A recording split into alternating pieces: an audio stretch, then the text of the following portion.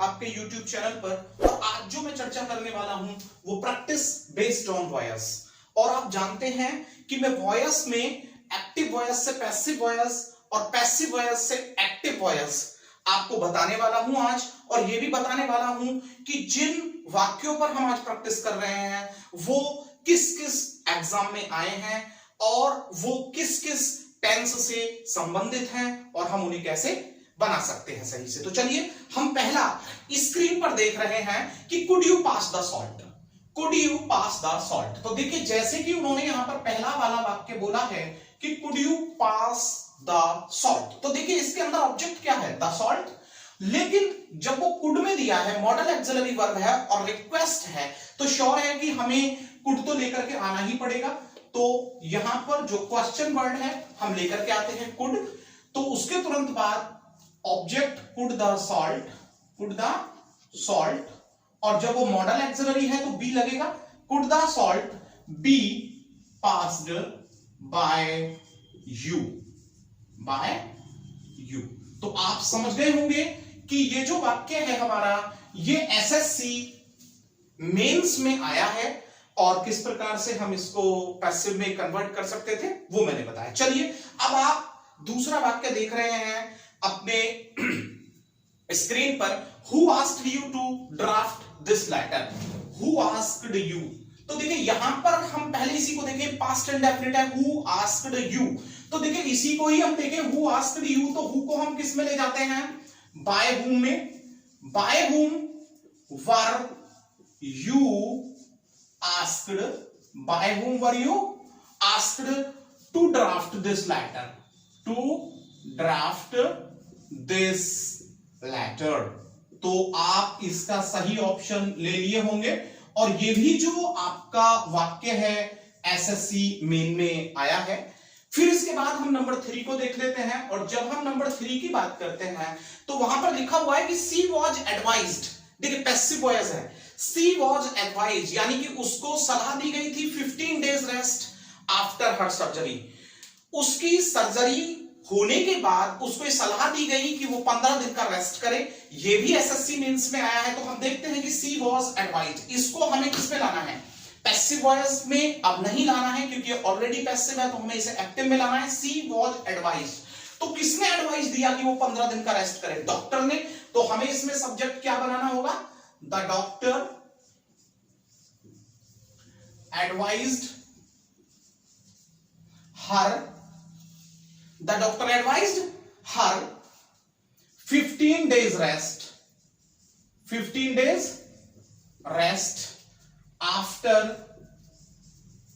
किसके, हर surgery, after her surgery. ठीक है ना। तो आप समझ गए होंगे यहां पर आफ्टर हर सर्जरी है, उसकी सर्जरी के बाद ही तो डॉक्टर ने उसको एडवाइस किया। तो आप समझ गए होंगे इसको अच्छे से। चलिए हम आगे बढ़ते हैं। When did he return my books? When did he return my book? Past indefinite है और उसमें भी क्वेश्चन है, WH टाइप है। When did he return my book? तो हम क्या करने वाले हैं, जब past indefinite है तो when were my books, when were my books। अब क्या करेंगे, when were my books returned, क्या करें, रिटर्न्ड, और किसके द्वारा, बाय। और यहां पर उसने कहा है ही, और जब ही सब्जेक्ट है तो ही को किस में ले जाते हैं, हम हिम में ले जाते हैं। तो when were my books returned by him. चलिए यहां से आगे बढ़ने की कोशिश करते हैं। The clouds have overcast the sky. देखिए ये सभी एसएससी सीजीएल मेंस चल रहे हैं। The clouds have overcast the sky. तो जब यहां पर हम ऑब्जेक्ट देखेंगे तो ऑब्जेक्ट क्या बनेगा हमारा, द स्काई। और स्काई जो है वो सिंगुलर है जबकि क्लाउड्स यहां पर प्लूरल है। तो the sky has been overcast. देखिए इसकी तीनों फॉर्म जो होती हैं, तीनों अवस्थाएं जो होती हैं एक ही होती हैं। तो the sky has been overcast, अब किसके द्वारा, बाय, बाय, और किसके द्वारा, thick clouds, by thick clouds. Thick क्या होते हैं, घने बादल। तो the sky has been overcast by thick clouds, ये हमने बना दिया। चलिए हम एसएससी 10+2 यानी कि CHSL पर बात कर लेते हैं। एक ये जो अभी वाक्य आ रहा है, I took care of his dog, I took care of his dog. पहले मैं आपको बता दूं कि आई टुक केयर यानी कि पास्ट इंडेफिनिट है और सिंपल यहां पर ये एफर्मेटिव है यानी कि पॉजिटिव है। तो I took care of his dog, तो यहां पर क्या लिखा जाएगा, ऑब्जेक्ट हो जाएगा हिज डॉग, सिंगुलर है तो वॉज, अब टुक केयर है तो टुक सेकंड फॉर्म है, पास्ट इंडेफिनिट है, तो अब यहां पर टेकन हो जाएगा, taken care of, taken care of, और किसके द्वारा, आई को हम किस में ले जाएंगे, बाय मी में ले जाएंगे, ठीक है ना। ये 10+2 यानी कि CHSL। अब इसके बाद जब हम नंबर 7 को देख रहे हैं तो ध्यान से देखेंगे, थोड़ा सा लेंथी है, लेकिन लेंथी वाक्य को देख के हमें डरना थोड़ी है। It is not a bugbear that will come and swallow up you. कोई बगबेयर नहीं है, कोई हवा नहीं है कि आएगा और बस हमको खा जाएगा। यहां कहा कि he was driving the car so fast that it skid on the snowy road. वो गाड़ी को इतनी तेज ड्राइव कर रहा था कि वो किस पर स्लिप हो गई, जो स्नोई रोड था, जो बर्फीली सड़क थी, उस पर वो स्लिप हो गई। तो he was driving the car, तो देखिए इसी को ही पैसिव में लेकर के चले, आपको पता है कि पास्ट कॉन्टिन्यूअस है, तो he was driving the car, तो यहां पर हो जाएगा द कार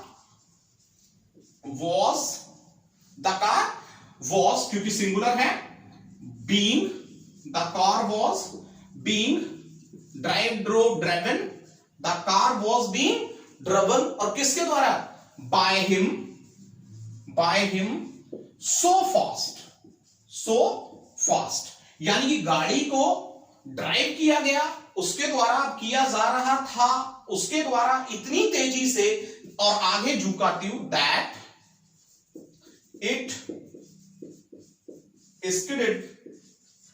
स्किडेड, अब किस पर, ऑन द स्नोई रोड, मैं ऊपर लिख देता हूं, ऑन द स्नोई रोड।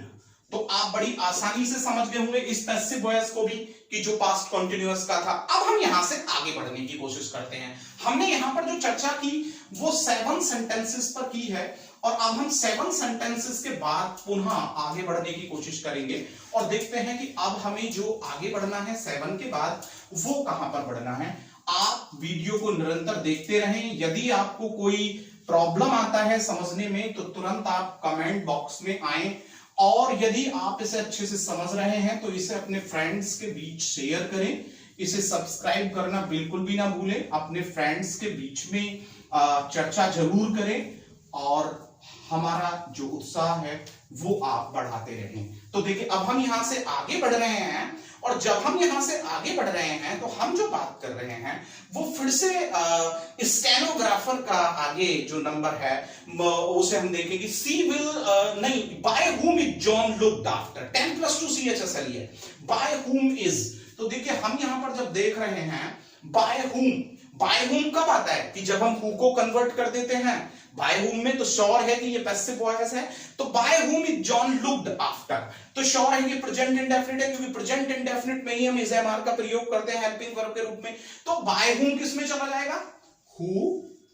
अब चूंकि इजाया है तो किसके द्वारा जो जॉन है उसकी देखभाल की जाती है। तो अब हम यहां क्या करेंगे, हु लुक्स आफ्टर, और किसका, John, who looks after John, यानी कि जॉन की देखभाल कौन करता है, तभी तो बना। हु को हम किस में ले गए, बाय हुम इज जॉन और लुक्ड आफ्टर। तो नंबर 8 को आप आसानी से समझ गए। चलिए हम नंबर 9 को भी यही ले लेते हैं, और नंबर 9 को जब हम यहां पर ले रहे हैं तो नंबर 9 जो है वो आपका एसएससी स्टेनो में आया है, और उसने कहा सी विल ब्रिंग केक्स, यानी कि कौन है, सी यानी कि वह लड़की। तो हम बोल रहे हैं कि वह केक लेकर के आएगी, तो सी विल ब्रिंग केक।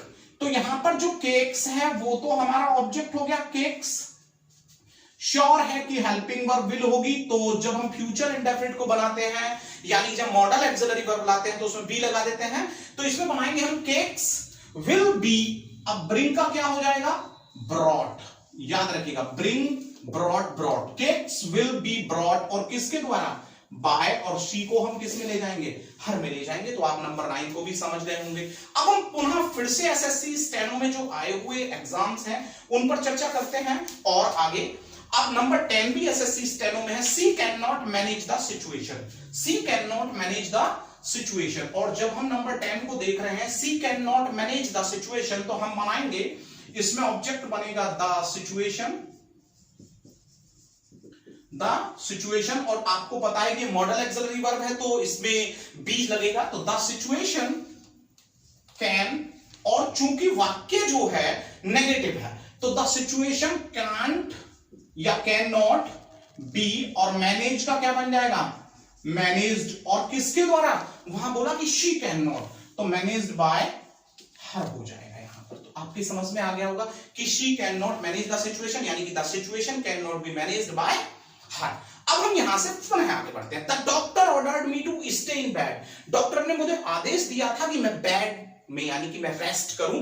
ये भी देखिए स्टेनो है हमारा, तो नंबर 11 को हम यहां पर देख रहे हैं। तो द डॉक्टर ऑर्डर्ड मी, तो यहां देखिए पास्ट इंडेफिनिट है, तो मी इसमें क्या है, हमारा जो मी दिया गया है, मी है हमारा यहां पर ऑब्जेक्ट, तो मी को हम यहां लाएंगे तो आई, और चूंकि वो पास्ट इंडेफिनिट है तो वॉज या वर्ब, तो I was ordered, I was ordered, I was ordered, I was ordered किसमें, to stay in bed, to stay in bed. और कितने दिन यहां पर दिया, I was to stay in bed, कोई दिन नहीं दिया है, तो हम श्योर है कि हम आएंगे कि I was ordered to stay in bed. देखिए यहां पर हम ऐसे भी कर सकते थे, I was ordered by the doctor to stay in bed. हमारा ये दोनों तरीके से सही है, क्योंकि हमें एडवाइस कौन देगा बेड रेस्ट करने की, वो सीधी सी बात है कि डॉक्टर ही देगा। आगे हु क्रिएटेड दिस मैस, किसने यह गड़बड़ की, किसने यह गलती की, तो देखो हम 12 को यहीं ले लेते हैं। और 12 कह रहा है कि who created this mess, steno में ही आया है हु क्रिएटेड दिस मैस। अब श्योर है कि ये पास्ट इंडेफिनिट, और पास्ट इंडेफिनिट का ये इंटेरोगेटिव है, हु क्रिएटेड दिस मैस। तो हम यहां पर क्या करेंगे, हु को हम किस में ले जाएंगे, बाय हुम, ठीक है। और चूंकि पास्ट इंडेफिनिट है, किसके द्वारा की गई, ठीक है ना। तो अब आपको क्या करना है कि हु क्रिएटेड दिस मैस, तो बाय हुम, अब मैस तो एक ही हो गई ना गलती, तो by whom was this mess, this, by whom was this mess, और यहां पर क्या कर देंगे, क्रिएटेड, क्या कर देंगे, क्रिएटेड। तो मैं क्रिएटेड को ऊपर लिख देता हूं, CREATED, ठीक है ना। तो आपके समझ में आ गया होगा, यहां क्वेश्चन साइन आ जाएगा। तो by whom was this mess created, ठीक है ना। तो बिल्कुल क्लियर है। मैं फिर से 11 वाले को आपको बता देता हूं यहां पर कि I was ordered to stay in bed, doctor हमें आदेश देता है। यदि उसमें डॉक्टर दिया है ऑप्शन में, तो सीधी सी बात है कि I was ordered by the doctor, क्या आ जाएगा यहां पर, by the doctor to, clear हो गया, ठीक है ना। हाँ, अब यहां से आगे हम बढ़ने की कोशिश करते हैं और नंबर 13 को देख लेते हैं। और नंबर 13 जो है हमारा, वो यहां पर कहता है कि कॉल द डॉक्टर। ये भी स्टेनो में ही आया है, कॉल द डॉक्टर, और इंपरेटिव है, मैंने लास्ट कक्षा इसी का ही दिया था। तो कॉल द डॉक्टर, इसे दो प्रकार से हम बना सकते हैं, आप समझिएगा। कॉल द डॉक्टर, पहले हम सिंपल बना देते हैं, तो द डॉक्टर,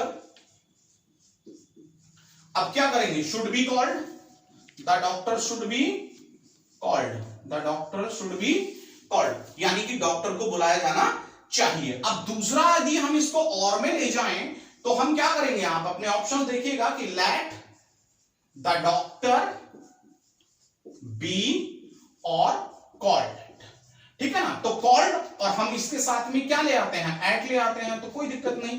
तो the doctor should be called at, या let the doctor be called at, ये यहां पर जो है हमारा सही हो जाएगा। अब हम यहां से आगे बढ़ रहे हैं और नंबर 14 को देख रहे हैं। She is reading the book every day, steno में ही आया है, she is reading the book every day. तो 14 को हम यहां पर देख रहे हैं, और 14 को देखो, सी इज रीडिंग। तो देखिए एक बात समझे कि ये प्रेजेंट कंटिन्यूअस है, she is reading the book every day, तो इसमें हमारा ऑब्जेक्ट क्या है, द बुक। अब इज एम आर के साथ बीइंग लगता है, तो द बुक इज बीइंग। और देखिए मैं आपकी जानकारी के लिए बता दूं कि जो रीड होता है, READ, तीनों इसका जो फॉर्म होता है वो स्पेल के अकॉर्डिंग सेम होता है, लेकिन प्रोनाउंसिएशन इसका अलग होता है, रीड, रेड, रेड। तो इसमें बनाएंगे हम कि the book is being red, the book is being red every day, every day, और किसके द्वारा, बाय, बाय हर कर देंगे यहां पर। तो हमें क्या करना होगा, बाय हर करना होगा। और इसमें एक बात और देख लीजिएगा, इसे ऐसे भी लिखा जा सकता है कि the book is being red bye her everyday, या हम इसे ऐसे लिख सकते हैं कि the book is being red everyday bye हर। ठीक है, अब हम नंबर 15 की बात करते हैं, और ये आज की एरर के लिए लास्ट है यहां पर। तो वो कहता है डू यू इमिटेट अदर्स। वो यहां पर कह रहे हैं कि क्या आप दूसरों की नकल करते हैं, और ये आपको मालूम है कि ये प्रेजेंट इंडेफिनिट है और उसमें भी क्वेश्चन है WH टाइप। तो डू यू इमिटेट अदर्स, तो यहां पर हमें क्या करना होगा, अदर्स तो यहां पर प्लूरल है तो हमें करना होगा are others imitated, are others imitated, और बाय, और यू तो यू ही रहता है, तो आप समझ गए होंगे कि are others imitated by you, तो यहां पर जो है हमारा क्या हो जाएगा, are others imitated by you, क्या दूसरों की नकल की जाती है आपके द्वारा। तो प्रिय दोस्तों, आप ये 15 वाक्य जिसमें से कि हमने स्टार्टिंग में एसएससी सीजीएल मेंस के बताए, एक वाक्य हमने 10+2 में भी बताया CHSL, और ज्यादातर वाक्य हमने बताए आपको जो स्टेनो से रिलेटेड थे। और आपको पता है स्टेनो 150 मार्क्स, आपका हमारा CGL 350 मार्क्स होते हैं ओवरऑल, क्योंकि जब कोई सेकंड ईयर लेता है तो थर्ड में भी उसको फिर इंग्लिश ही लेनी होती है ज्यादातर। तो चलिए मैं पुनः फिर आगे आपके सम्मुख प्रस्तुत होऊंगा। यदि आपको वीडियो अच्छी लगी है तो लाइक, शेयर और कमेंट करना इस पर ना भूलें। ठीक है, तो तब तक के लिए धन्यवाद, नमस्कार।